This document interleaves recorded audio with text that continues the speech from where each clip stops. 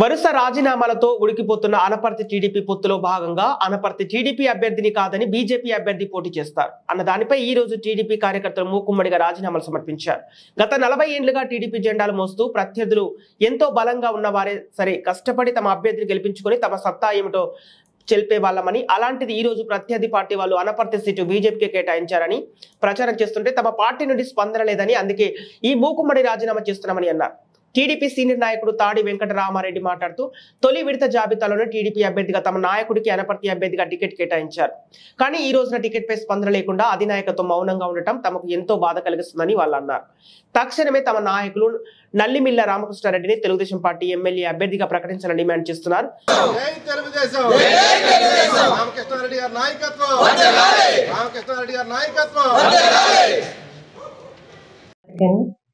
నా పేరు అను మల్లేశ్వర్ అండి. రాష్ట్ర కమిటీలో సాధికార డ్వాక్రా అంగన్వాడీలో కార్యనిర్వాహక కార్యదర్శినండి. ఇప్పుడు మనకి అనపర్తి నియోజకవర్గం నల్లమిల్లి రామకృష్ణారెడ్డి గారికి సీట్ లేదని వైసీపీ వాళ్ళు అపోహలు పుట్టించారండి, బీజేపీకి ఇస్తున్నారని. ఇప్పుడు మాకు తక్షణమే అధిష్టానం ఒక నిర్ణయం తీసుకుని రామకృష్ణారెడ్డి గారికి సీట్ ఇవ్వాలండి, లేదంటే మేము పార్టీలకు రాజీనామా చేస్తామండి. ఇక్కడ అనపర్తి నియోజకవర్గం అంటేనే మనకి నల్లమిల్లి రామకృష్ణారెడ్డి గారండి, అలాగే తెలుగుదేశం పార్టీ అంటేనే నల్లమిల్లి రామకృష్ణారెడ్డి గారండి.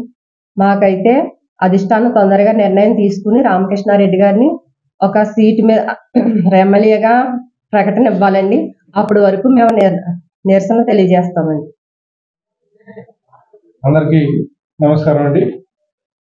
ఈరోజు ఇక్కడ సమావేశం అవడానికి కారణం అందరికీ తెలిసిందే. 42 సంవత్సరాలుగా ఈ జెండా భుజాన్ని వేసుకుని మోసి ఈరోజు మాకు ఈ పరిస్థితి వస్తుందని చెప్పి ఏనాడు కూడా కల్లా అనుకోలేదు. ప్రత్యర్థి పార్టీలు ఎంత బలంగా ఉన్నా సరే ఇక్కడ ఎదుర్కొని ఈ తెలుగుదేశం పార్టీ జెండాని భుజాన్ని మోసిన గుర్తింపు మాకు జీవితాంతం ఉండిపోద్దని అనుకున్న సందర్భంలో మరి ఎందుకో తెలియదు 10 రోజులుగా పార్టీ దూబుసలాడుతుంది, మా మనోభావాలు దెబ్బతీస్తుంది. అందుకని ఈరోజు మేము పార్టీలో ఉన్న మా అన్నిటికీ కూడా రాజీనామా చేయడం జరిగింది.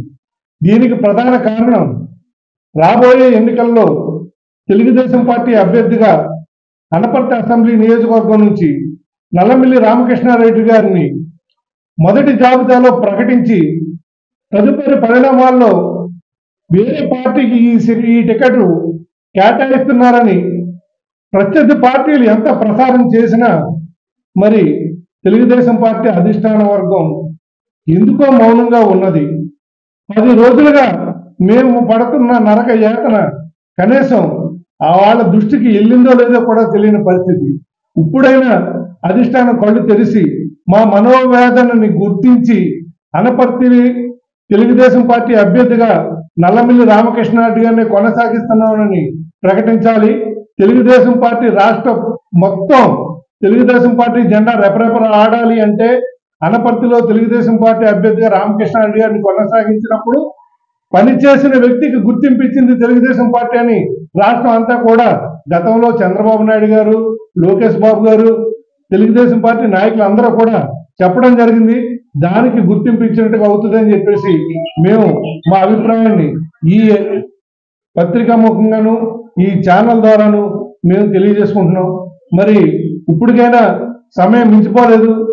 ఇప్పుడైనా తెలుగుదేశం పార్టీ అధిష్టానం మా మనోభావాలు గుర్తించి ఇక్కడ పరిస్థితులు గమనించి ఇక్కడ తెలుగుదేశం పార్టీ అభ్యర్థిగా రామకృష్ణారెడ్డి గారిని కొనసాగించాలని కోరుకుంటున్నాం.